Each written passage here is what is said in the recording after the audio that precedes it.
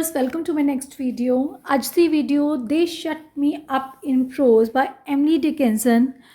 ਇਹ ਹੈ modern poetry in English ਜੋ ਮੇਜਰ 2 ਇੰਗਲਿਸ਼ ਲਿਟਰੇਚਰ ਜਿਹਨੂੰ ਤੁਸੀਂ ਕਹਿ ਦਿੰਦੇ ਹੋ BA1 ਸਮੈਸਟਰ 2 ਦੇ ਸਟੂਡੈਂਟਸ ਦੇ ਲਈ। ਕੀਵਰਡਸ ਕੀ ਰਹਿਣਗੇ? ਕਨਫਾਈਨਮੈਂਟ ਮਤਲਬ ਜਦੋਂ ਕਿਸੇ ਨੂੰ ਬਹੁਤ ਜ਼ਿਆਦਾ ਅੰਦਰ ਲੁਕੋ ਕੇ ਰੱਖਿਆ ਜਾਂਦਾ ਹੈ, ਸੁਸਾਇਟੀ ਤੋਂ ਦੂਰ, ਸਮਾਜ ਤੋਂ ਦੂਰ, ਅਤੇ ਉਹਨੂੰ ਕਿਸੇ ਵੀ ਚੀਜ਼ ਦੀ ਖੁੱਲ੍ਹ ਨਹੀਂ ਦਿੱਤੀ ਜਾਂਦੀ। ਸੋਸ਼ਲ ਨੋਰਮਸ ਐਂਡ ਐਕਸਪੈਕਟੇਸ਼ਨ, ਸਮਾਜ ਦੇ ਵਿੱਚ ਕਿਹੜੇ ਕਿਹੜੇ ਜੋ ਰੂਲਸ ਰੈਗੂਲੇਸ਼ਨ ਅਤੇ ਸਮਾਜ ਦੀਆਂ ਕੀ ਉਮੀਦਾਂ ਹੈ। ਤਾਂ ਇਨਰ ਟਰਮੋਇਲ ਮਤਲਬ ਅੰਦਰ ਕੀ ਚੱਲ ਰਿਹਾ ਹੈ ਉਸ ਕਰੈਕਟਰ ਦੇ। ਦੈਨ ਪਰਸਨਲ ਫਰੀਡਮ ਦੀ ਗੱਲ ਵੀ ਇਹਦੇ ਵਿੱਚ ਕੀਤੀ ਹੈ। ਕੀਵਰਡਸ ਮੈਂ ਕਿਉਂ ਲਿਖ ਦਿੰਦੀ ਹਾਂ ਬੱਚੇ?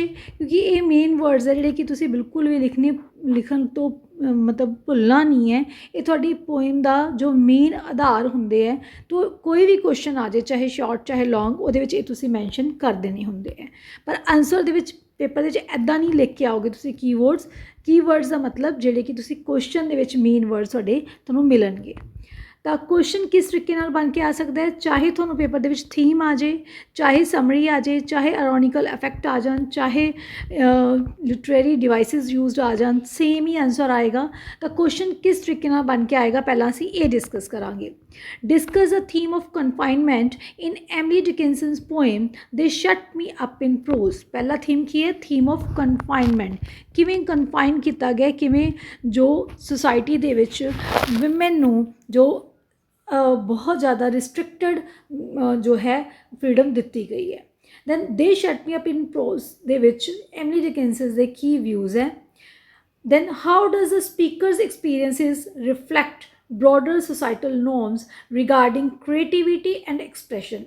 ਜੋ ਸਾਡੀ ਸਪੀਕਰ ਹੈ ਐਮਲੀ ਡਿਕਿੰਸਨ, ਤਾਂ ਉਹਨੇ ਜੋ ਹੈ ਕਿਸ ਤਰੀਕੇ ਨਾਲ ਉਹਦੇ ਐਕਸਪੀਰੀਅੰਸ, ਉਹਦੇ ਆਪਣੇ ਐਕਸਪੀਰੀਅੰਸ ਰਿਫਲੈਕਟ ਹੁੰਦੇ ਹੈ, ਸ਼ੋ ਹੁੰਦੇ ਹੈ ਕਿਸ ਬਾਰੇ? ਬਰੋਡਰ ਸੋਸਾਈਟਲ ਨੋਰਮਸ, ਸਮਾਜ ਦੇ ਜਿਹੜੇ ਨੋਰਮਸ ਦੇ ਵਿੱਚ ਜੋ ਨੋਰਮਸ ਹੈਗੇ ਸਮਾਜ ਦੇ ਰੂਲਸ ਰੈਗੂਲੇਸ਼ਨ ਹੈ, ਅਤੇ ਕ੍ਰੀਏਟੀਵਿਟੀ ਐਂਡ ਐਕਸਪ੍ਰੈਸ਼ਨ ਕਿਸ ਦੇ? ਵਿਮਨ ਦੇ। ਨੈਕਸਟ ਔਰ ਕਿਸ ਤਰੀਕੇ ਨਾਲ ਕੁਐਸਚਨ ਬਣ ਕੇ ਆ ਸਕਦਾ ਹੈ? Explain how Emily Dickinson uses a structure and form of they shut me up in prose. Structure ਕੀ ਹੈ? ਮਤਲਬ ਕਿਸ ਤਰੀਕੇ ਨਾਲ ਪੋਇਮ ਲਿਖੀ ਗਈ ਹੈ, ਕਿੰਨੀਆਂ ਲਾਈਨਸ ਹੈ, ਕਿੰਨੇ ਸਟੈਂਜ਼ਾਜ਼ ਹੈ, ਫਿਰ ਕਿਸ ਸਟੈਂਜ਼ਾਜ਼ ਦੇ ਵਿੱਚ ਕਿਸ ਤਰੀਕੇ ਨਾਲ ਉਹਨੇ ਆਪਣੀ ਥੀਮ ਨੂੰ ਪ੍ਰੈਜ਼ੈਂਟ ਕੀਤਾ ਹੈ, ਇਹ ਸਭ ਕੁਛ ਹੈ।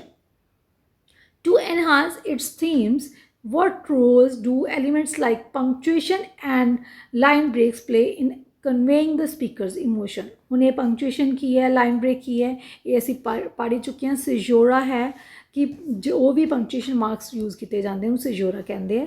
ਤਾਂ ਜਦੋਂ ਵੀ ਤੁਹਾਨੂੰ ਕੋਈ ਕੁਐਸਚਨ ਆ ਗਿਆ, ਫੋਰ ਐਗਜ਼ਾਮਪਲ ਇਹ ਕੁਐਸਚਨ ਬਣ ਕੇ ਆ ਗਿਆ, ਤਾਂ ਤੁਸੀਂ ਆਨਸਰ ਅਟੈਂਪਟ ਕਰਨਾ ਹੈ ਅਤੇ ਇਸ ਕੁਐਸਚਨ ਦੇ ਅਕੋਰਡਿੰਗ ਹੀ ਤੁਸੀਂ ਆਨਸਰ ਨੂੰ ਸ਼ੁਰੂ ਕਰਨਾ ਹੈ। ਤਾਂ ਜੋ ਕਨਕਲੂਜਨ ਕਰੋਗੇ ਤਾਂ ਉਹਦੇ ਅਕੋਰਡਿੰਗ ਹੀ ਤੁਸੀਂ ਕਨਕਲੂਡ ਕਰਨਾ ਹੈ। ਅਗਲਾ ਕੁਐਸਚਨ ਕਿਸ ਤਰੀਕੇ ਨਾਲ ਬਣ ਕੇ ਆ ਸਕਦਾ ਹੈ? Analyse the use of metaphor and imagery in the poem They Shut Me Up in Prose।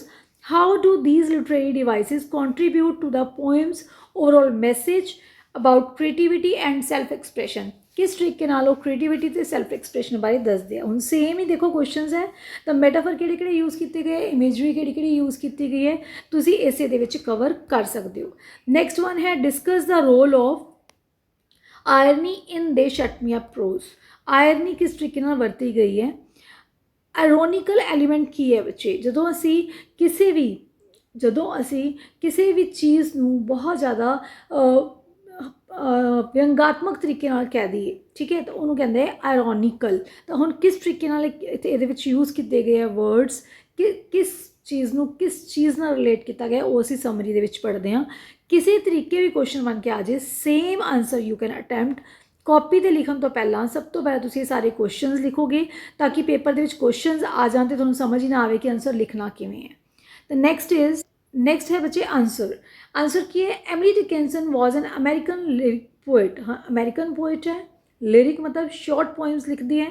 Shri is known for her unconventional style and introspective themes. ਸਭ ਤੋਂ ਪਹਿਲਾਂ ਉਹਦੇ ਵਿੱਚ ਕੀ ਹੈ? ਕਨਵੈਨਸ਼ਨਲ ਮਤਲਬ ਜੋ ਸੁਸਾਇਟੀ ਦੇ ਵਿੱਚ, ਸਮਾਜ ਦੇ ਵਿੱਚ ਚੱਲ ਰਿਹਾ ਹੈ।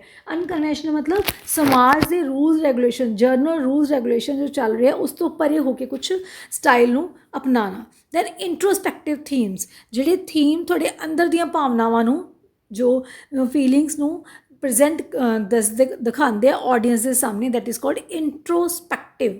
She is considered to be the leading American poet of 19th century. Emily Dickinson ਨੂੰ ਇੱਕ ਲੀਡਿੰਗ ਅਮਰੀਕਨ ਪੋਇਟ ਮੰਨਿਆ ਜਾਂਦਾ ਹੈ 19ਵੀਂ ਸਦੀ ਦੀ। She lived mostly a reclusive life. ਇਸ ਤਰ੍ਹਾਂ ਦੀ ਜ਼ਿੰਦਗੀ ਜਿਹਦੀ ਐਕਚੁਅਲੀ ਕਿ ਉਹਨੇ ਇਕੱਲੇ ਹੀ ਤੇ ਘਰ ਦੇ ਅੰਦਰ ਜੀ ਹੈ। She wrote 1800 poems but only 10 poems were published in her lifetime. ਆਪਣੀ ਜ਼ਿੰਦਗੀ ਦੇ ਵਿੱਚ ਉਹਨੇ 1800 poems ਲਿਖੀਆਂ ਪਰ ਉਹਨਾਂ ਦੇ ਜ਼ਿੰਦੇ ਜੀ 10 poems ਹੀ ਪਬਲਿਸ਼ ਹੋਈਆਂ। Most of her works published posthumously ਮਤਲਬ after death। ਕਾਫੀ ਉਹਨਾਂ ਦੀਆਂ ਪੋਇਮ 1800 ਚੋਂ ਸਿਰਫ 10 ਪੋਇਮ ਉਹਨਾਂ ਦੀ ਲਾਈਫ ਟਾਈਮ ਦੇ ਵਿੱਚ ਪਬਲਿਸ਼ ਹੋਈਆਂ, ਬਾਕੀ ਉਹਨਾਂ ਦੀ ਡੈਥ ਤੋਂ ਬਾਅਦ ਪਬਲਿਸ਼ ਹੋਈਆਂ। ਮੀਨਸ ਉਹ ਇੰਨਾ ਵਰਦੀ, ਇੰਨਾ ਅੱਛੀ ਲਿਖਦੇ ਸੀ, ਇੰਨੀ ਇਮੇਜੀਨੇਸ਼ਨ ਸੀ, ਇੰਨੀ ਕ੍ਰੀਏਟੀਵਿਟੀ ਸੀ, ਇੰਨੇ ਐਕਸਪ੍ਰੈਸ਼ਨ ਸੀ, ਇੰਨੇ ਅੱਛੇ ਥੀਮਸ ਸੀ ਕਿ ਉਹਨਾਂ ਦੀਆਂ ਪੋਇਮਸ ਉਹਨਾਂ ਦੇ ਮਰਨ ਤੋਂ ਬਾਅਦ ਵੀ ਪਬਲਿਸ਼ ਹੋਈਆਂ। She work in verse forms like hymns and ballads. ਉਹਨਾਂ ਨੇ ਕਿਸ ਤਰੀਕੇ ਨਾਲ ਲਿਖਿਆ? ਵਰਸ ਹੁੰਦਾ ਬੇਟਾ ਪੋਇਟਰੀ, ਹਿਮਸ ਲਿਖੇ ਤੇ ਬੈਲਡਸ ਲਿਖੇ। ਇਹ ਟਾਈਪ ਆਫ ਪੋਇਟਰੀ ਹੈ, ਯੋਨਰਸ ਆਫ ਪੋਇਟਰੀ ਹੈ। ਦੈਨ ਨੈਕਸਟ ਹੈ ਬੱਚੇ, she freely ignored the usual rules of versification and even of grammar. ਤਾਂ ਹੁਣੇ ਹੀ ਜਿਵੇਂ ਆਪਾਂ ਗੱਲ ਕੀਤੀ ਹੈ ਕਿ ਅਨਕਨਵੈਨਸ਼ਨਲ ਸਟਾਈਲ ਸੀ, ਮਤਲਬ ਉਹਨਾਂ ਨੇ ਗ੍ਰਾਮੈਟੀਕਲ ਰੂਲਸ ਨੂੰ ਇਗਨੋਰ ਕੀਤਾ। ਠੀਕ ਹੈ, ਉਸ ਤੋਂ ਬਾਅਦ ਜੋ ਰੂਲਸ ਚੱਲ ਰਹੇ ਸੀ ਉਸ ਟਾਈਮ 'ਤੇ ਵਰਸ ਲਿਖਣ ਦੇ, ਪੋਇਟਰੀ ਲਿਖਣ ਦੇ, ਉਹਨਾਂ ਨੂੰ ਵੀ ਇਗਨੋਰ ਕੀਤਾ। ਤਾਂ ਡਿਫਰੈਂਟ ਟੋਪਿਕਸ ਨੂੰ ਐਕਸਪਲੋਰ ਕੀਤਾ। She explored topics like death, nature and immortality. ਤਾਂ ਇਮੋਰਟੈਲਿਟੀ, ਮੌਤ, ਕੁਦਰਤ, ਠੀਕ ਹੈ, ਤਾਂ ਤੇ ਇਮੋਰਟੈਲਿਟੀ ਮਤਲਬ ਕਿਸ ਤਰੀਕੇ ਨਾਲ ਕੋਈ ਇਨਸਾਨ ਆਪਣੀ ਕ੍ਰੀਏਟੀਵਿਟੀ ਨੂੰ ਇਸ ਤਰੀਕੇ ਨਾਲ ਸਾਹਮਣੇ ਲੈ ਕੇ ਆਉਂਦਾ ਕਿ ਉਹ ਸਭ ਦੇ ਸਾਹਮਣੇ ਹਮੇਸ਼ਾ ਜ਼ਿੰਦਾ ਰਹਿ ਸਕਦਾ ਹੈ। ਅਤੇ ਆਪਣੇ ਵਰਕਸ ਦੇ ਵਿੱਚ ਉਹਨਾਂ ਨੇ ਇਹ ਸਾਰੀਆਂ ਚੀਜ਼ਾਂ ਨੂੰ ਸ਼ੋਅ ਕੀਤਾ। ਹਰ ਮੇਜਰ ਵਰਕਸ ਆਰ ਕਿਹੜੇ ਕਿਹੜੇ ਹੈ ਬੱਚੇ? Because I could not stop for death. ਅਗਲਾ ਹੈ hope is the thing with feathers. ਪਹਿਲਾ, ਦੂਜਾ and I am nobody who are you. ਤੀਜਾ a bird came down the walk. ਚੌਥਾ, ਤੁਸੀਂ ਕੋਈ ਵੀ ਵਰਕਸ ਐਮਿਲੀ ਡਿਕਿੰਸਨ ਦੇ ਕੋਈ ਵੀ 3-4 ਵਰਕਸ ਜੋ ਹੈ ਲਿਖ ਸਕਦੇ ਹੋ। ਦਿਸ ਵਾਜ਼ ਅਬਾਊਟ ਐਮਿਲੀ ਡਿਕਿੰਸਨ ਜੋ ਜਿਨ੍ਹਾਂ ਨੇ ਪੋਇਮ ਲਿਖੀ ਹੈ they shut me up in pros.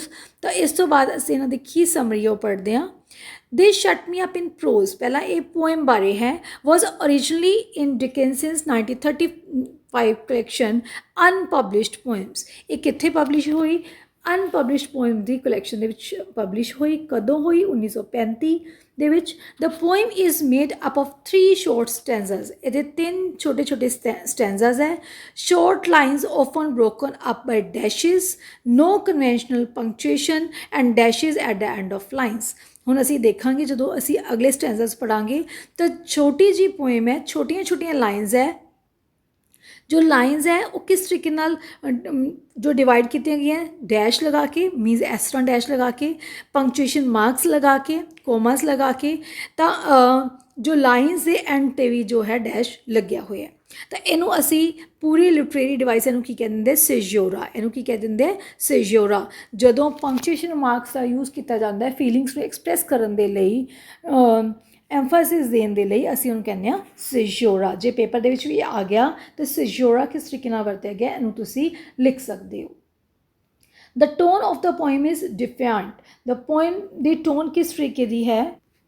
ਜੋ ਪੋਇਮ ਦੀ ਟੋਨ ਹੈ ਉਹ ਬਹੁਤ ਜ਼ਿਆਦਾ ਡਿਫੈਂਟ ਮਤਲਬ ਡਿਫਾਈਡ ਕਰ ਰਹੀ ਹੈ, ਮਤਲਬ ਜੋ ਅਗੇਂਸਟ ਬੋਲ ਰਹੀ ਹੈ, ਆਵਾਜ਼ ਉਠਾ ਰਹੀ ਹੈ। ਕਿਸ ਗੱਲ ਦੀ ਆਵਾਜ਼ ਉਠਾ ਰਹੀ ਹੈ? ਜਿਸ ਟਾਈਮ 'ਤੇ ਐਮਿਲੀ ਡਿਕਿੰਸਨ ਇਹ ਪੋਇਮਸ ਲਿਖਦੀ ਹੈ ਤਾਂ ਉਹਨੂੰ ਜੋ ਹੈ ਰੋਕਿਆ ਜਾਂਦਾ ਹੈ ਆਪਣੀ ਕ੍ਰੀਏਟੀਵਿਟੀ ਨੂੰ, ਆਪਣੀ ਐਕਸਪ੍ਰੈਸ਼ਨਸ ਨੂੰ, ਆਪਣੀ ਇਮੇਜੀਨੇਸ਼ਨਸ ਨੂੰ ਬਾਹਰ ਕੱਢਣ ਦੇ ਵਿੱਚ, ਕਿਉਂਕਿ ਉਸ ਟਾਈਮ 'ਤੇ ਲੜਕੀਆਂ ਨੂੰ ਇਹ ਅਲਾਉਡ ਨਹੀਂ ਸੀ। Speaker has use the context of family history. ਤਾਂ ਸਪੀਕਰ ਨੇ ਇਹ ਸਾਰਾ ਕੁਛ ਜੋ ਵੀ ਇਹਦਾ ਥੀਮ ਹੈ ਉਹਨੂੰ ਪ੍ਰੈਜ਼ੈਂਟ ਕਰਨ ਦੇ ਲਈ ਕਿਸ ਚੀਜ਼ ਨੂੰ ਲਿਆ? ਇੰਸੀਡੈਂਟ ਲਿਆ, ਇੱਕ ਫੈਮਿਲੀ ਹਿਸਟਰੀ ਜੋ ਹੈ ਲਈ ਹੈ। Childhood, metaphor, simile, imagery, caesura, symbol of reinforce and notion of absurdity. Very important ਜੋ ਇਹ ਲਾਈਨ ਹੈ, ਸਾਰੀ ਲਾਈਨ ਦੇ ਵਿੱਚ ਸਭ ਕੁਝ ਕਵਰ ਹੋ ਗਿਆ। ਮਤਲਬ गागट सागर भरन वाली लाइन है ये। चाइल्डहुड मतलब ਉਹਦਾ बचपन, स्पीकर ਦਾ बचपन। ਮੈਟਾਫਰਸ यूज़ किए गए हैं बहुत ज़्यादा, ਅਸੀਂ ਅੱਗੇ पढ़ते हैं। सिमलीज यूज़ ਕੀਤੀਆਂ ਗਈਆਂ, इमेजरी यूज़ की गई है। सिजोड़ा, ये सारियां टर्म्स ਅਸੀਂ पढ़ चुके हैं, आई थिंक तुसी बखूबी समझते हो बच्चे। सिंबल ऑफ रीइनफोर्स करना कि किसी चीज़ को बार बार अपनी नज़रों के अपनी मैमरी के लैके आना। एंड नोशन ऑफ एबजर्डिटी होंदा है और ऑफ अ सडन कोई गल कह जानी या कोई गल स्टार्ट कर देनी या कोई गल खत्म कर देनी। तो एबजर्ड आइडियाज़ को बहुत वधिया तरीके नाल प्रेजेंट किया गया।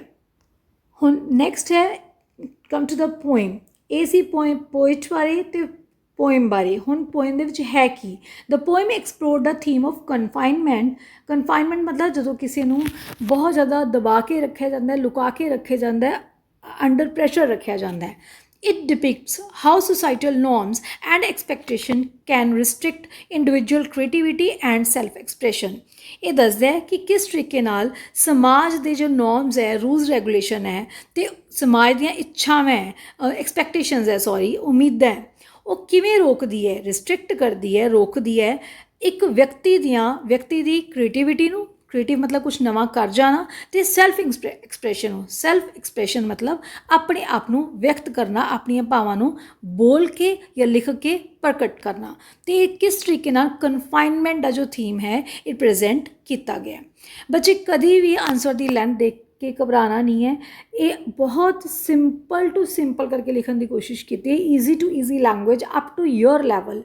तो एक पेज करके दो पेज करके लर्न कर लो, पर ज़रूर करो। सिर्फ 10 ही पोइम्स है थोड़े सिलेबस के 10 ही क्वेश्चन तुसी तैयार करने हैं। Only 10 answers you have to prepare, तो प्रिपेयर वैल। तो इस तरीके ना क्वेश्चन तुहानूं बना के दे रही हाँ कि किसी तरीके भी क्वेश्चन आ जाए, चाहे मेटाफर्स आ जाए, चाहे इमेजरी आ जाए, चाहे थीम आ जाए, चाहे समरी आ जाए, चाहे एनालिसिस आ जाए, चाहे इंटरप्रिटेशन आ जाए, सेम आंसर रहेगा। तो इसलिए प्लीज़ 10 क्वेश्चन याद करो तो पीछे ना हटो, तो पूरे दिल नाल इन्हूं पहला लिखो, फिर इन्हूं याद करो। Dickinson has used imagery and metaphor masterfully. Dickinson ने इमेजरी, जो असी इमेजरी की होंदी है बच्चे, जो असी वर्ड्स नूं पढ़ के अपने मन दे विच, अपने माइंड दे विच, अपनी सेंसिस नूं यूज़ करके एक इमेज, एक पिक्चर बना लैंदे आ। मैटाफर की हुंदा है बच्चे, कंपैरिजन। तो बहुत वधिया तरीके नाल मास्टरफुली यूज़ किया है। कादे लिए यूज़ किया है? To convey the speaker's feelings of confinement. जो स्पीकर ने दस्सिया है कि मैनू कन्फाइन किया गया, मैनू लॉक किया गया, मेरिया फीलिंग्स नूं, मेरिया इमोशनस नूं, मेरी क्रिएटिविटी नूं, मेरे सैल्फ एक्सप्रैशन नूं लॉक किया गया। तो उस फीलिंग्स नूं बहुत वधिया तरीके नाल इमेजरी नाल ते मैटाफर नाल प्रेजेंट किया गया।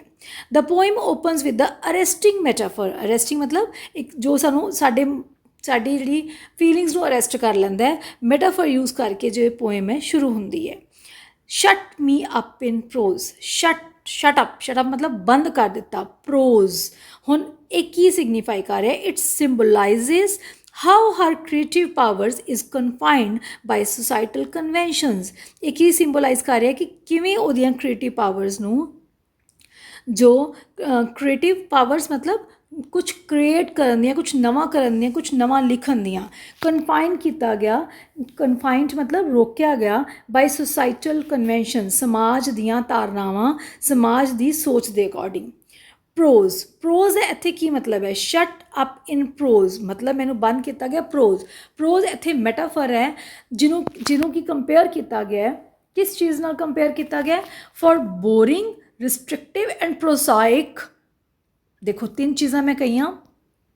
देखो एक होंदा बेटा प्रोज, एक होंदा पोइट्री। प्रोज दूसरा है poetry, sorry prose, second one is poetry.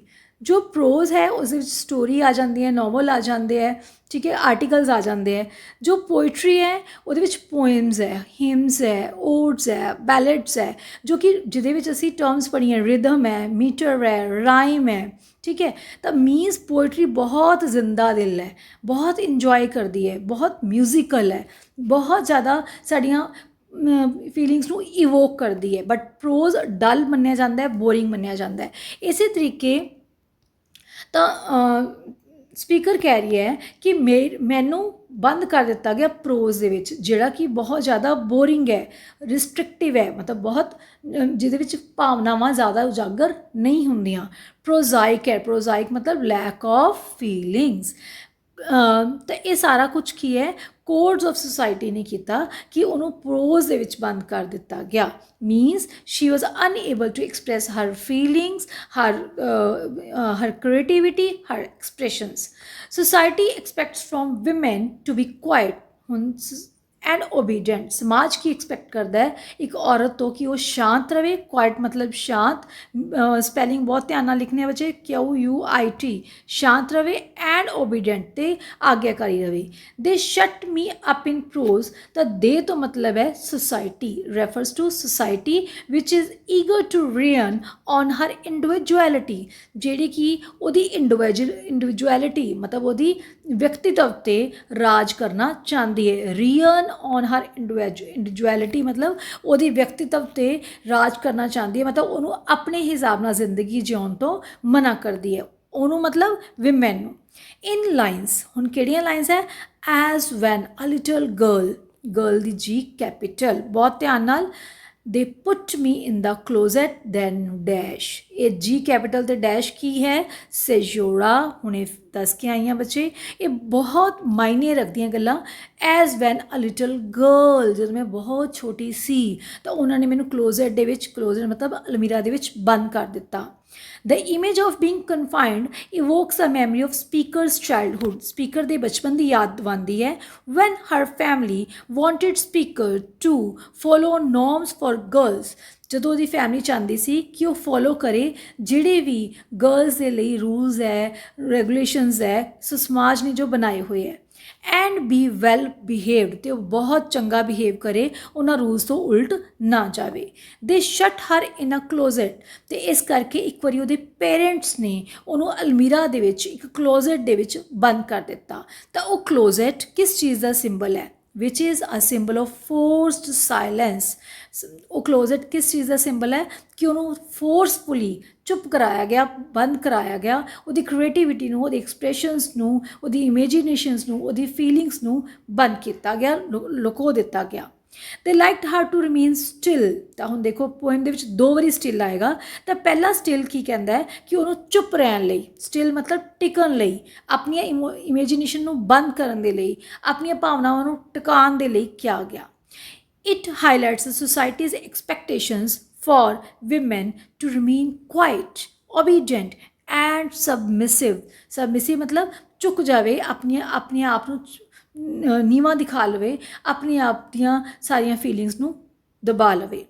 ਤਾਂ women were expected, women ਤੋਂ ਕੀ ਐਕਸਪੈਕਟ ਕੀਤਾ ਜਾਂਦਾ, expected to spend their time and energy caring for their husband and children। ਅਤੇ ਵਿਮਨ ਤੋਂ ਐਕਸਪੈਕਟ ਕੀਤਾ ਜਾਂਦਾ ਸੀ ਕਿ ਉਹ ਆਪਣੇ ਬੱਚਿਆਂ ਅਤੇ ਆਪਣੇ ਹਸਬੈਂਡ ਦੀ ਕੇਅਰ ਕਰਨ। ਨੋਟ ਰਾਈਟਿੰਗ ਪੋਇਮਸ, ਇੱਥੇ ਕੋਮਾ ਬੱਚੇ ਬਹੁਤ ਧਿਆਨ ਨਾਲ ਪਾਉਣਾ, ਤੁਸੀਂ ਕੋਮਾ ਨਹੀਂ ਭੁੱਲਣਾ, ਠੀਕ ਹੈ। ਚਿਲਡਰਨ ਤੋਂ ਬਾਅਦ ਕੋਮਾ ਹੈ ਕਿ ਨਾ ਕਿ ਉਹ ਪੋਇਮਸ ਲਿਖਣ, ਉਹ ਆਪਣੇ ਬੱਚਿਆਂ ਅਤੇ ਆਪਣੇ ਹਸਬੈਂਡ ਨੂੰ ਸੰਭਾਲਣ, ਨਾ ਕਿ ਪੋਇਮਸ ਲਿਖਣ। The poet has used irony in the title phrase, ਤਾਂ ਟਾਈਟਲ ਫਰੇਜ਼ ਦੇ ਵਿੱਚ ਹੀ they shut me up in prose, ਇਹ ਜੋ ਹੈ ਪੋਇਟ ਨੇ ਬਹੁਤ ਅੱਛੇ ਤਰੀਕੇ ਨਾਲ ਆਇਰਨੀ ਵਰਤੀ ਹੈ। ਆਇਰਨੀ ਮਤਲਬ ਮਜ਼ਾਕ ਉਡਾਇਆ ਹੈ ਕਿ ਉਹਨਾਂ ਨੇ ਮੈਨੂੰ ਬੰਦ ਕਰ ਦਿੱਤਾ ਪ੍ਰੋਜ਼ ਦੇ ਵਿੱਚ। ਅਤੇ ਪ੍ਰੋਜ਼ ਆਪਣੇ ਆਪ ਦੇ ਵਿੱਚ ਆਇਰਨੀ ਹੈ, ਆਇਰੋਨੀਕਲ ਹੈ, ਕਿ ਜੋ ਕਿ ਬਹੁਤ ਡਲ ਹੈ, ਬੋਰਿੰਗ ਹੈ, ਪ੍ਰੋਜ਼ਾਇਕ ਹੈ। ਵੈਨ ਸ਼ੀ ਵਾਜ਼ ਲੌਕਡ ਇਨ ਦਾ ਕਲੋਜ਼ਟ, ਤਾਂ ਉਹਨੇ ਇਸ ਚੀਜ਼ ਨੂੰ ਕੰਪੇਅਰ ਕੀਤਾ ਹੈ ਆਪਣੇ ਇੱਕ ਬਚਪਨ ਦੀ ਈਵੈਂਟ ਨਾਲ, ਜਦੋਂ ਉਹਨੂੰ ਬੰਦ ਕਰ ਦਿੱਤਾ ਗਿਆ, ਇੰਸੀਡੈਂਟ ਨਾਲ, ਜਦੋਂ ਉਹਨੂੰ ਕਲੋਜ਼ਟ ਦੇ ਵਿੱਚ, ਅਲਮੀਰਾ ਦੇ ਵਿੱਚ ਬੰਦ ਕਰ ਦਿੱਤਾ ਗਿਆ। ਤਾਂ ਮਤਲਬ ਇਸੇ ਤਰੀਕੇ ਸਮਾਜ ਨੇ ਉਹਨੂੰ ਬੰਦ ਕਰ ਦਿੱਤਾ ਹੈ, ਸਮਾਜਿਕ ਸੋਸਾਇਟਲ ਨੋਰਮਸ ਦੇ ਵਿੱਚ, ਕਨਵੈਨਸ਼ਨਸ ਦੇ ਵਿੱਚ, ਕਿ ਉਹ ਖੁੱਲ੍ਹ ਕੇ ਨਹੀਂ ਲਿਖ ਸਕਦੀ। The word still is also ironic, ਜਿਹੜਾ ਸਟਿਲ ਵਰਡ ਹੈ ਉਹ ਵੀ ਬਹੁਤ ਵਿਅੰਗਾਤਮਕ ਹੈ।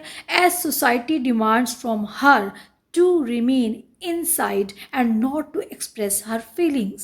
ਤੇ ਸਮਾਜ ਇਹ ਡਿਮਾਂਡ ਕਰਦਾ ਹੈ ਕਿ ਉਹ ਅੰਦਰ ਰਵੇ, ਇਨਸਾਈਡ, ਘਰ ਦੇ ਅੰਦਰ ਰਵੇ, ਅਤੇ ਆਪਣੀਆਂ ਭਾਵਨਾਵਾਂ ਨੂੰ ਵਿਅਕਤ ਨਾ ਕਰੇ। ਅਤੇ ਇਸ ਲਈ ਸਭ ਕੁਝ ਐਰੋਨਿਕ ਹੈ। ਦੇ ਐਰੋਨਿਕ ਹੈ, ਸ਼ਟ ਅਪ ਇਨ ਪ੍ਰੋਜ਼ ਐਰੋਨਿਕ ਹੈ, ਲਿਟਲ ਗਰਲ ਐਰੋਨਿਕ ਹੈ, ਕਲੋਜ਼ਟ ਐਰੋਨਿਕ ਹੈ, ਠੀਕ ਹੈ ਜੀ।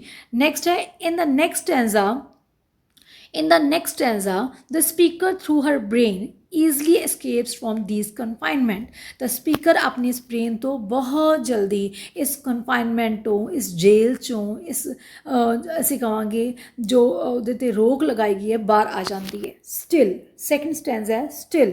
ਪਹਿਲਾ ਵਾਲਾ still ਸੀ ਕਿ ਉਹ ਅੰਦਰ ਰਵੇ ਬਾਹਰ ਨਾ ਆਵੇ ਘਰ ਦੇ ਅੰਦਰ ਰਵੇ ਆਪਣੇ ਆਪ ਨੂੰ ਲੁਕੋ ਕੇ ਰੱਖੇ ਆਪਣੇ ਆਪ ਨੂੰ ਐਕਸਪ੍ਰੈਸ ਨਾ ਕਰੇ. Still could themselves have peeped and seen my brain go round. ਤਾਂ still ਹੁਣ ਇਹ ਵਾਲਾ still ਕੀ ਹੈ ਪੋਇਟ ਵੱਲੋਂ ਹੈ ਕਿ still ਫਿਰ ਵੀ could themselves have peeped then dash ਇੱਥੇ exclamation sign then dash then dash ਇਹ ਹੁਣ ਸਭ ਕੁਝ ਕੀ ਹੈ ਸਜੋਰਾ. ਤਾਂ ਹੁਣ ਉਹ ਕਹਿ ਰਹੀ ਹੈ ਜਿਨ੍ਹਾਂ ਲੋਕਾਂ ਨੇ ਮੈਨੂੰ ਅੰਦਰ ਕਨਫਾਈਨ ਕੀਤਾ ਬੰਦ ਕੀਤਾ ਹੁਣ ਉਹ ਝਾਤੀਆਂ ਮਾਰਦੇ ਹੈ ਅਤੇ ਦੇਖਦੇ ਹੈ ਮੇਰੇ ਬ੍ਰੇਨ ਵੱਲ. ਠੀਕ ਹੈ people wood have seen that there efforts ਵਰ ਯੂਜ਼ਲੈਸ. ਉਹ ਲੋਕੀ ਜਿਨ੍ਹਾਂ ਨੇ ਮੈਨੂੰ ਕਨਫਾਈਨ ਕਰਕੇ ਰੱਖਣ ਦੀ ਕੋਸ਼ਿਸ਼ ਕੀਤੀ ਉਹਨਾਂ ਨੂੰ ਹੁਣ ਪਤਾ ਲੱਗ ਗਿਆ ਕਿ ਸਭ ਕੁਝ ਇਹ ਬੇਕਾਰ ਸੀ ਯੂਜ਼ਲੈਸ ਸੀ ਉਹਨੂੰ ਅੰਦਰ ਬੰਦ ਕਰਕੇ ਰੱਖਣਾ. They could see how much her brain ਦੀ ਬੀ ਕੈਪੀਟਲ ਰੱਖਣੀ ਹੈ ਬੱਚੇ. Continue to think and go round ਕਿਵੇਂ ਉਹਦਾ ਦਿਮਾਗ ਸਪੀਕਰ ਦਾ ਦਿਮਾਗ ਬਹੁਤ ਸੋਚਦਾ ਰਿਹਾ ਅਤੇ ਘੁੰਮਦਾ ਰਿਹਾ ਅਤੇ ਕਿਵੇਂ ਉਹ ਕ੍ਰੀਏਟੀਵਿਟੀ ਕਰਦੀ ਰਹੀ. The speaker uses metaphor and caesura to express her feelings. ਆਪਣੀਆਂ ਫੀਲਿੰਗਸ ਨੂੰ ਐਮਫਾਸਿਸਲੀ ਕਹਿਣ ਲਈ ਐਮਫੈਟਿਕਲੀ ਕਹਿਣ ਲਈ ਬਹੁਤ ਜ਼ੋਰ ਦੇ ਕੇ ਕਹਿਣ ਲਈ ਸਟਰੈਸ ਦੇ ਕੇ ਕਹਿਣ ਲਈ ਤਾਂ ਸਪੀਕਰ ਨੇ ਮੈਟਾਫਰ ਯੂਜ਼ ਕੀਤਾ ਹੈ ਅਤੇ ਸਿਜੋਰਾ ਯੂਜ਼ ਕੀਤਾ ਹੈ. ਨੈਕਸਟ ਹੈ ਸ਼ੀ ਕੰਪੇਅਰਸ ਹਰ ਮਾਈਂਡ ਟੂ ਅ ਬਰਡ. ਉਹਨੇ ਆਪਣੇ ਮਾਈਂਡ ਨੂੰ ਕਿਹਦੇ ਨਾਲ ਕੰਪੇਅਰ ਕੀਤਾ ਹੈ ਬਰਡ ਨਾਲ. Which people try to constrain in a cage without a roof. ਇੱਕ ਜੋ ਬਰਡ ਨੂੰ ਬਿਨਾਂ ਛੱਤ ਤੋਂ ਪਿੰਜਰੇ ਦੇ ਵਿੱਚ ਰੱਖਣ ਦੀ ਕੋਸ਼ਿਸ਼ ਕੀਤੀ ਜਾਂਦੀ ਹੈ. The bird simply flew away and look down over his former captivity. ਤਾਂ ਜੋ ਬਰਡ ਹੈ ਉਸ ਪਿੰਜਰੇ 'ਚੋਂ ਨਿਕਲ ਜਾਂਦਾ ਕਿਉਂਕਿ ਛੱਤ ਨਹੀਂ ਹੈ ਅਤੇ ਉਹ ਆਪਣੀ ਕੈਪਟੀਵਿਟੀ ਵੱਲ ਪਿੱਛੇ ਮੁੜ ਕੇ ਆਪਣੀ ਕੈਪਟੀਵਿਟੀ ਮਤਲਬ ਆਪਣੇ ਪਿੰਜਰੇ ਵੱਲ ਦੇਖਦਾ ਹੈ. ਇਸੇ ਤਰੀਕੇ ਐਮਲੀ ਡਿਕਿੰਸਨ ਨੂੰ ਜਦੋਂ ਰੋਕਿਆ ਗਿਆ ਕਨਫਾਈਨ ਕੀਤਾ ਗਿਆ ਕੁਛ ਵੀ ਲਿਖਣ ਤੋਂ ਤਾਂ ਉਹ ਹੋਰ ਉੱਚਾ ਉੱਡਦੀ ਗਈ. ਮਤਲਬ ਉਹ ਹੋਰ ਲਿਖਦੀ ਗਈ ਅਤੇ ਨਤੀਜਾ ਕੀ ਸੀ ਉਹਨੇ 1800 ਪੋਇਮਸ ਲਿਖੀਆਂ. ਚਾਹੇ ਸਮਾਜ ਨੇ ਉਹਨਾਂ ਪੋਇਮਸ ਨੂੰ ਉਹਦੇ ਜ਼ਿੰਦਾ ਜੀ ਪਬਲਿਸ਼ ਹੋਣ ਨਹੀਂ ਦਿੱਤਾ ਬਟ ਆਫਟਰ ਡੈਥ ਪੋਸਟਮਸਲੀ ਉਹਦੀਆਂ ਪੋਇਮਸ ਪਬਲਿਸ਼ ਹੋਈਆਂ ਬਿਕੋਜ਼ ਉਹਦੀਆਂ ਪੋਇਮਸ ਦੇ ਵਿੱਚ ਐਕਸਪ੍ਰੈਸ਼ਨ ਸੀ ਥੀਮ ਸੀ. The speaker says like a bird she too could fly away through her mind and no one can limit her ability to imagine other realities. The speaker ਕਹਿ ਰਹੀ ਹੈ ਇੱਕ bird ਦੀ ਤਰ੍ਹਾਂ ਉਹ ਵੀ ਫਲਾਈ ਅਵੇ ਮਤਲਬ ਉਹ ਵੀ ਉੱਡ ਜਾਏਗੀ ਆਪਣੇ ਮਾਈਂਡ ਦੇ ਅਕੋਰਡਿੰਗ ਮਤਲਬ ਫਿਜ਼ੀਕਲੀ ਨਹੀਂ ਆਪਣੇ ਮਨ ਨੂੰ ਹੋਰ ਜੋ ਹੈ ਉਹ ਸਟਰੋਂਗ ਕਰੇਗੀ ਮਾਈਂਡ ਨੂੰ ਹੋਰ ਜੋ ਹੈ ਉਹ ਡਿਵੈਲਪ ਕਰੇਗੀ. And no one can limit her ability to imagine other realities. ਅਤੇ ਕੋਈ ਵੀ ਉਹਦੀ ਜੋ ਕਾਬਲੀਅਤ ਹੈ ਇਮੇਜਿਨ ਕਰਨ ਦੀ ਕਲਪਨਾ ਕਰਨ ਦੀ ਉਸਨੂੰ ਰੋਕ ਨਹੀਂ ਪਾਏਗਾ. The bird metaphor is another dimension of irony. जो bird यूज़ किया गया एज अ मेटाफर वो भी आयरनी है क्योंकि bird एक सिंबल है फ्रीडम का नैचुरल ग्रेस का बट इत्थे bird नू कन्फाइनमेंट ना यूज़ किया गया. ठीक है जी. आयरोनिकल की है जो कि बहुत ज़्यादा ओपोजिट असी व्यंगात्मक चीज़ होवे असी उन्होंने आयरोनी कह देंगे. In the concluding stanza, speaker mocks those who try to trap her in prose. The concluding stanza मतलब last stanza. ठीक है final stanza ਜਿਹੜਾ ਵੀ ਤੁਸੀਂ ਲਿਖਣਾ ਚਾਹੁੰਦੇ ਹੋ ਲਿਖ ਸਕਦੇ ਹੋ. ਠੀਕ ਹੈ. In the concluding stanza, speaker mocks those who try to trap her in prose. Concluding मतलब last stanza ਬੱਚੇ speaker mocks मतलब ਹੱਸਦੀ ਹੈ ਉਹਨਾਂ 'ਤੇ ਜਿਨ੍ਹਾਂ ਨੇ ਉਹਨੂੰ ਟਰੈਪ ਕਰਨ ਦੀ ਕੋਸ਼ਿਸ਼ ਕੀਤੀ ਪ੍ਰੋਜ਼ ਦੇ ਵਿੱਚ ਮਤਲਬ ਇੱਕ ਇਹੋ ਜਿਹੇ ਮਾਹੌਲ ਦੇ ਵਿੱਚ ਜੋ ਕਿ ਬਹੁਤ ਡਲ ਸੀ ਬੋਰਿੰਗ ਸੀ ਜਿਸ ਦੇ ਵਿੱਚ ਕੋਈ ਕ੍ਰੀਏਟੀਵਿਟੀ ਨਹੀਂ ਸੀ. ਐਂਡ ਕੰਟਰੋਲ ਹਰ ਕ੍ਰੀਏਟੀਵਿਟੀ ਅਤੇ ਉਹਦੀ ਕ੍ਰੀਏਟੀਵਿਟੀ ਨੂੰ ਕੰਟਰੋਲ ਕੀਤਾ. ਉਹਦੀ ਕ੍ਰੀਏਟੀਵਿਟੀ ਮਤਲਬ ਉਹਦੀ ਕੁਛ ਨਵੀਂ ਕਰਨ ਦੀ ਇੱਛਾ ਨੂੰ ਛੁਪਾਇਆ ਲੁਕੋਇਆ ਬੰਦ ਕੀਤਾ. She finds their efforts ridiculous. ਤਾਂ ਸਪੀਕਰ ਨੂੰ ਲੱਗਦਾ ਉਹਨਾਂ ਲੋਕਾਂ ਦੀਆਂ ਸਾਰੀਆਂ ਕੋਸ਼ਿਸ਼ਾਂ ਬੇਕਾਰ ਗਈਆਂ ਬਕਵਾਸ ਗਈਆਂ जो वधिया नहीं रहियां। And pointless in the final lines, जो लास्ट लाइन्स है, looked down upon captivity and laugh then dash no more than no more have dash I।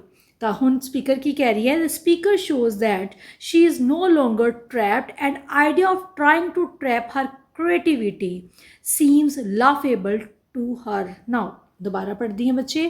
The speaker shows that, speaker show कर रही है कि she is no longer trapped, वो ਹੁਣ trapped नहीं है। no longer मतलब trapped नहीं है, मतलब बंद नहीं है। And idea of trying to trap her creativity, ਜਿਹੜਾ ਆਈਡੀਆ ਸੀ ਉਹਦੀ ਕ੍ਰੀਏਟਿਵਿਟੀ ਨੂੰ ਟਰੈਪ ਕਰਨ ਦਾ, ਬੰਦ ਕਰਨ ਦਾ, ਸੀਮਸ ਲਾਫੇਬਲ, ਤਾਂ ਹੁਣ ਬਹੁਤ ਹਾਸੇ ਵਾਲਾ ਲੱਗਦਾ ਹੈ। ਟੂ ਹਰ ਨਾਓ, ਉਹਨੂੰ ਹਾਸਾ ਆਉਂਦਾ ਦੇਖ ਕੇ ਕਿ ਉਹ ਲੋਕ ਕਿੰਨੇ ਮੂਰਖ ਸੀ ਜਿਨ੍ਹਾਂ ਨੇ ਉਹਨੂੰ ਟਰੈਪ ਕਰਨ ਦੀ ਕੋਸ਼ਿਸ਼ ਕੀਤੀ, ਉਹਦੀ ਕ੍ਰੀਏਟਿਵਿਟੀ ਨੂੰ, ਉਹਦੀ ਇਮੇਜੀਨੇਸ਼ਨ ਨੂੰ, ਉਹਦੀ ਸੈਲਫ ਐਕਸਪ੍ਰੈਸ਼ਨ ਨੂੰ ਰੋਕਣ ਦੀ ਕੋਸ਼ਿਸ਼ ਕੀਤੀ। She conveys her idea that no one can truly confine her imagination or spirit। ਤਾਂ ਉਹ ਕਨਵੇ ਕਰ ਰਹੀ ਹੈ ਕਿ ਕੋਈ ਵੀ ਜੋ ਹੈ ਉਹਦੀ ਉਹਨੂੰ ਕਨਫਾਈਨ, ਉਹਦੀ ਕ੍ਰੀਏਟਿਵਿਟੀ ਨੂੰ ਅਤੇ ਇਮੇਜਿਨੇਸ਼ਨ ਨੂੰ ਜੋ ਹੈ ਟਰੈਪ, ਕਨਫਾਈਨ ਨਹੀਂ ਕਰ ਸਕਦਾ। ਆਇਰਨੀ unfold in the speakers ਟ੍ਰਾਇੰਫੈਂਟ attitude.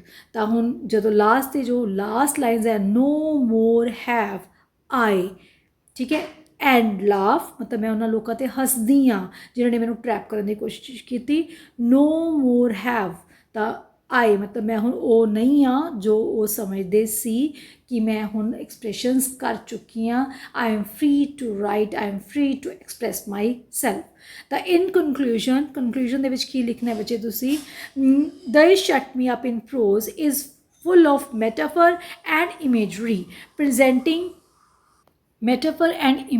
presenting theme of societal expectations, confinement, individuality and creativity। ਹੁਣ ਦੇਖੋ ਸਾਰੇ ਹੀ ਅਕਸ਼ਰ ਆ ਗਏ, ਕੱਲਾ ਕਨਕਲੂਜਨ ਵੀ ਪੇਪਰ ਚੈੱਕ ਤੁਹਾਡਾ ਪੜ੍ਹ ਲੇਗਾ ਤਾਂ ਬੜੇ ਅੱਛੇ ਮਾਰਕਸ ਆ ਜਾਣੇ ਆ। ਦੇਖੋ ਕਿੰਨਾ ਅੱਛਾ ਲਿਖਿਆ ਹੋਇਆ ਹੈ। ਫੁੱਲ ਆਫ ਮੈਟਾਫਰ ਹੈ, ਠੀਕ ਹੈ, ਮੈਟਾਫਰ ਦਿੱਤੇ ਹੋਏ ਹੈ, ਇਮੇਜਰੀ ਹੈ, ਪ੍ਰੈਜ਼ੈਂਟਿੰਗ ਥੀਮ ਕੀ ਦਿੱਤਾ ਹੋਇਆ ਹੈ? ਸਮਾਜ ਦੀਆਂ ਜੋ ਉਮੀਦਾਂ ਹੈ। ਦੈਨ ਕਨਫਾਈਨਮੈਂਟ ਦਾ ਥੀਮ ਹੈ, ਦੈਨ ਇੰਡੀਵਿਜੁਅਲਿਟੀ ਜੋ ਵਿਅਕਤੀਤਵ ਦਾ ਹੈ, ਦੈਨ ਕ੍ਰੀਏਟਿਵਿਟੀ, ਠੀਕ ਹੈ। ਡਿਕਿੰਸਨਸ ਕੀ ਕਰਦੀ ਹੈ? ਸਾਡੇ ਸਾਹਮਣੇ ਕੀ ਪੇਸ਼ ਕਰਦੀ ਹੈ? ਅ ਟਾਈਮਲੈਸ ਮੈਸੇਜ ਡਿਲੀਵਰਸ, SRS ਹੈ ਬੇਟਾ ਧਿਆਨ ਨਾਲ, DELIVERS, deliver a timeless message about the irresponsible nature of human spirit, ਕਿ ਜੋ ਸਾਡੀ ਹਿਊਮਨ ਸਪਿਰਿਟ ਹੈ ਉਹ ਕਿੰਨੀ ਗੈਰ ਜ਼ਿੰਮੇਦਾਰ ਹੈ। ਉਹਨੂੰ ਆਪਣੀ ਕਾਊਂਟਰ ਪਾਰਟ ਮੀਨਸ ਜੋ ਸਮਾਜ ਦੇ ਵਿੱਚ ਰਹਿੰਦੇ ਮੇਲਸ ਹੈ ਉਹਨਾਂ ਨੂੰ ਫੀਮੇਲਸ ਆਪਣੀ ਕਾਊਂਟਰ ਪਾਰਟ ਦੇ ਪ੍ਰਤੀ ਉਹ ਰਿਸਪੋਂਸੀਬਲ ਨਹੀਂ ਹੈ। Nothing can confine a creative and imaginative mind, ਵੀ ਕੋਈ ਵੀ ਇੱਕ ਕ੍ਰੀਏਟਿਵ ਅਤੇ ਇਮੇਜੀਨੇਟਿਵ ਦਿਮਾਗ ਨੂੰ ਨਹੀਂ ਰੋਕ ਸਕਦਾ। Self expression is the fundamental farm of freedom, ਅਤੇ ਸੈਲਫ ਐਕਸਪ੍ਰੈਸ਼ਨ ਆਪਣੇ ਆਪ ਨੂੰ ਐਕਸਪ੍ਰੈਸ ਕਰਨਾ ਹੀ ਸਾਡਾ ਬੇਸਿਕ ਜੋ ਹੈ ਫਰੀਡਮ ਹੈ। ਤਾਂ ਇਹ ਸੀ ਬੱਚੇ they shut me up in prose, ਉਸਦਾ ਥੀਮ, ਉਸਦੀ ਸਮਰੀ, ਆਇਰੋਨਿਕਲ, ਸਭ ਹੀ ਸੇਮ ਹੀ ਆਂਸਰ ਦੇ ਵਿੱਚ ਕਵਰ ਕਰ ਦਿੱਤਾ। Thank you, god bless you. ਉਮੀਦ ਕਰਦੀ ਹਾਂ ਸਮਝ ਆਇਆ। ਬਹੁਤ ਬੱਚਿਆਂ ਨੇ ਚੈਨਲ ਅਜੇ ਤੱਕ ਸਬਸਕ੍ਰਾਈਬ ਨਹੀਂ ਕੀਤਾ, ਨਾ ਹੀ ਤੁਸੀਂ ਵੀਡੀਓ ਨੂੰ ਸ਼ੇਅਰ ਕਰਦੇ ਹੋ, ਨਾ ਲਾਈਕ ਨਾ ਕਮੈਂਟ। ਤਾਂ ਪਲੀਜ਼ ਤੁਹਾਡੇ ਇੱਕ ਛੋਟਾ ਜਿਹਾ ਲਾਈਕ ਅਤੇ ਇੱਕ ਕਮੈਂਟ ਬਹੁਤ ਮੋਟੀਵੇਸ਼ਨ ਦਿੰਦਾ ਹੈ ਅੱਗੇ ਕੰਮ ਕਰਨ ਦੇ ਲਈ। Please tell me in the comment box ਕਿ ਸਮਝ ਆਈ। Thank you, god bless you.